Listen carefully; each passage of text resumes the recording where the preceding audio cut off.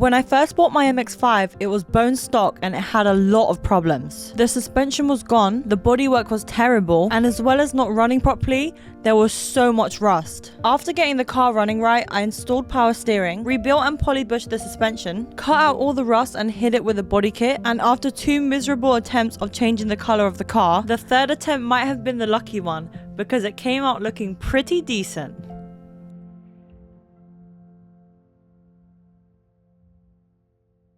So I painted the car in January and it's now October. So it's been 10 months and the shade and color is still the same. It's still one pink. So I've done something right clearly. Although the car is now one color, there is still a lot of things to sort out, especially on the interior. The inside is really bringing it down. Like these seats, they're from the previous owner and they've always been ripped like this. They're just disgusting. And obviously this is still blue on the inside because when I painted it, I didn't like paint it to the chassis. I just painted it to what the eyes could see.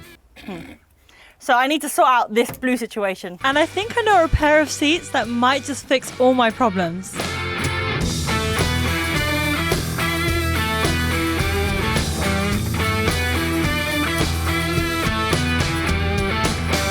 These are the NRG Prisma Ultra bucket seats, and I've had such a nightmare getting these bucket seats. When I did have the money, they seemed to be nowhere. I couldn't find these seats anywhere and I couldn't get my hands on them. But when I didn't have the money, they seemed to be everywhere. But I've wanted these seats since like a year and a half ago. Ever since I knew I was going to paint the car pink, I knew I wanted these because I knew they'd fit so well. And seeing them in person, I think I picked a really good choice. And it's even got blue to remind me of the old color. Why do you look sad about that? Because it's like a memoir. So after owning the car for over 2 years, I'm finally getting rid of these ugly ass seats. And it wasn't long before I ran into my first hurdle. Another thing I didn't think about when I ordered the seats is whether these rails from my old seats would fit my new seats. And to see if the seat will fit in the car, I have to first check if the rails will fit on the new seat. As you can see, the rails of the old seat bolt into the bottom of them, whereas on the new seat, the bolt holes are on the side. The seats come with these metal brackets that are bolted onto the side already. So what I'm meant to do is to get seat rails that are compatible with my car and attach these seat rails to the bottom of the bracket, which would allow me to bolt the whole seat into my car. But what I quickly found out was that my old seat rails wouldn't work because although these seat rails fit my car, they are also designed to only match these old seats. As you can see, the seats are in, but they're not in properly. Annoyingly, I had to buy the NRG seat brackets, which costed me £300. So my wallet is not happy, but my car looks nice, I guess. Looks so nice. I'm happy with the choice, I'm not happy with the price. So while I wait for them to arrive from America, I'm gonna start on with the next ugliest thing, which is these door cards. Because I got the biggest, extra largest seat ever, it actually hangs out here, as you can see. So I wasn't sure whether my door would even close. However, it does close, but that's because the door card isn't on. So I bought these from Track Door Cards. They're thin as hell. So here we go with another job that's meant to be incredibly easy. Line up the door card, mark up the holes, and then realize your crappy little drill can't even leave a scratch on the door.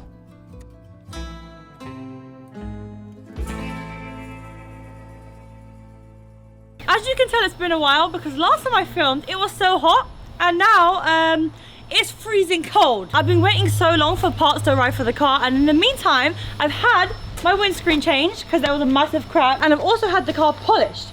It actually doesn't look like it because I've left it out again and it's got dirty, but it is polished and it's more shiny than before. And the best news I've got today is that all the parts are here, finally. So I'm really excited to finally be able to put my seats properly mounted into my car. Let's go. Mounting the seats, attempt number 2. Here we go. As soon as I got the bracket into the car, I was excited because it fit perfectly. The first thing to do is to put the seat onto the bracket to see what hole to bolt it to. And this is where I discovered a whole new problem. Look how high up it is though.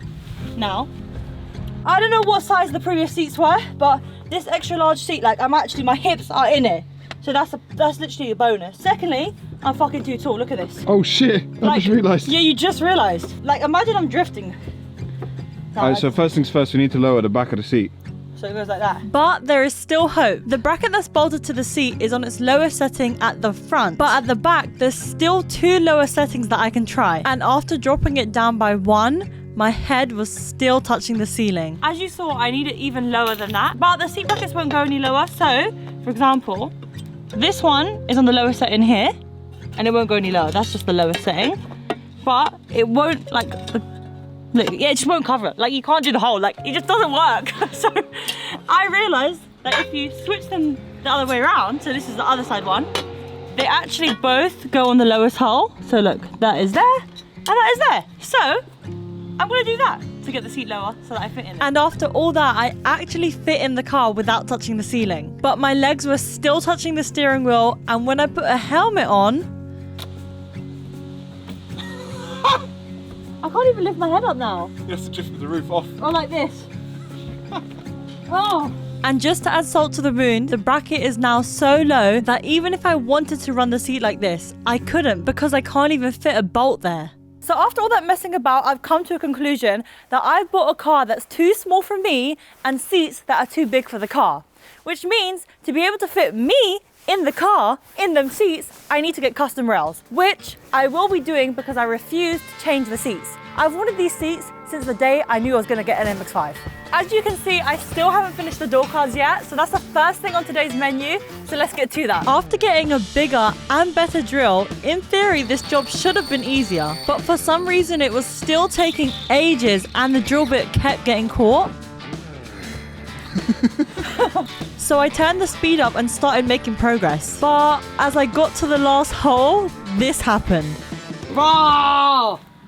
The drill had overheated, so I let it cool down, and when I tried it again... Are you serious? I want to go pick up a new drill, man. Look at this! It says you've done long-term damage to the gun. Dad, you have a drill in your van. It turns out that the thicker the material is and the bigger the hole is, the lower the speed you're meant to use. So after persuading my dad to let me use his drill and lowering the speed, I was finally able to finish all the holes. Yeah. Next, I can put some bolts through the door card, thread on one of these rubber things, push the rubber things into the holes I drilled, and as I tighten down the bolts, the rubber things expand to hold the door card in place. With that side already done, all I have to do is finish this side, but I'm not going to make you guys watch it. So, 3, 2, 1, and it's done. I did have a few mishaps. So this hole, I actually drilled too big, so the little grommet at the back is not staying in.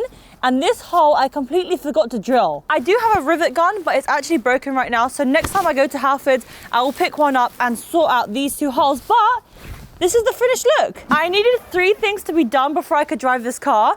The first is to get the seats in, which they are, kind of. The second is to get the door cards in, which they are, minus 2 bolts. And the third is this. So if you saw my last video where I painted my car, you would have seen that I replaced the arch because there was a huge rust hole right here. And when I replaced it, I had to roll it to fit my huge wheels in it. Well, I clearly didn't roll it enough because the arch has actually started to come open and it's eating away at my fresh tires.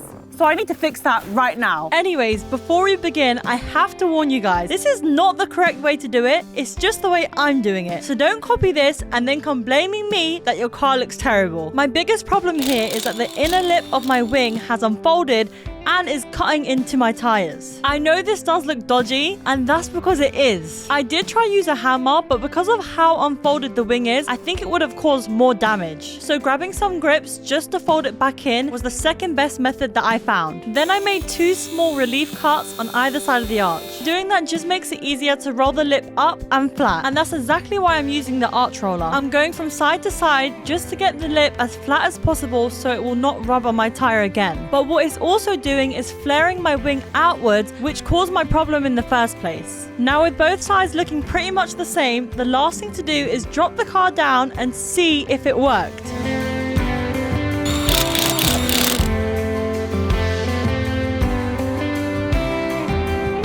It's been about half an hour since I dropped down the car, so the suspension has had time to settle. So let's see if the wheel rubs. I turned the steering wheel full look to the left and to the right, and there's absolutely no rubbing. It doesn't rub, does it? Oh, good.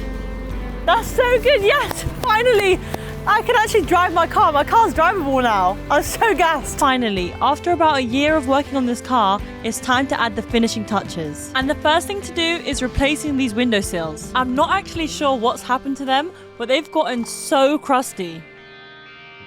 Next up is replacing the missing wing mirror glass. And again, I'm not entirely sure where it's gone, but the new one is too big. And to check I wasn't being silly, I let Robert have a go. Did it snap? Did it break? You just got 7 years bad luck. It was definitely too big. Instead of cleaning the overspray on the headlight covers, I just got some cheap ones from Facebook Marketplace to replace them with. And lastly, the missing washer jet.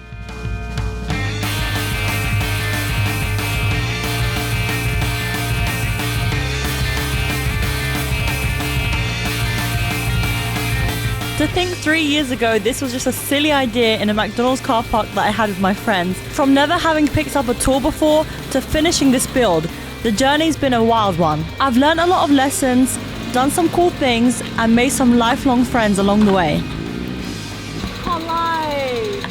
I can't lie, I actually want to go out now, man. But I actually can't fit in the car, I can't turn the steering wheel. My thighs are too, my head's hitting the, it's just not. Can I just do another spin and go in the driveway?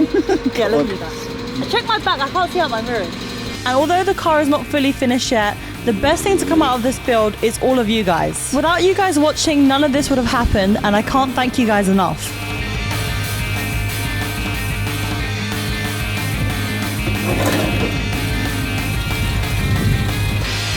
So in conclusion, the car's nearly ready to go out. I just need to cut the side skirt because it's still rubbing a little bit from where the side skirt's sticking out. And I actually need to sort this seating situation because I'm too high up. I do not fit in the car right now. And then we can start focusing on part 2 of the build. I love this position. Don't get small cars, guys, because honestly, you're just getting the most ridiculous positions. And then you'll make videos online, and then they'll say, hey, you're in a funny position.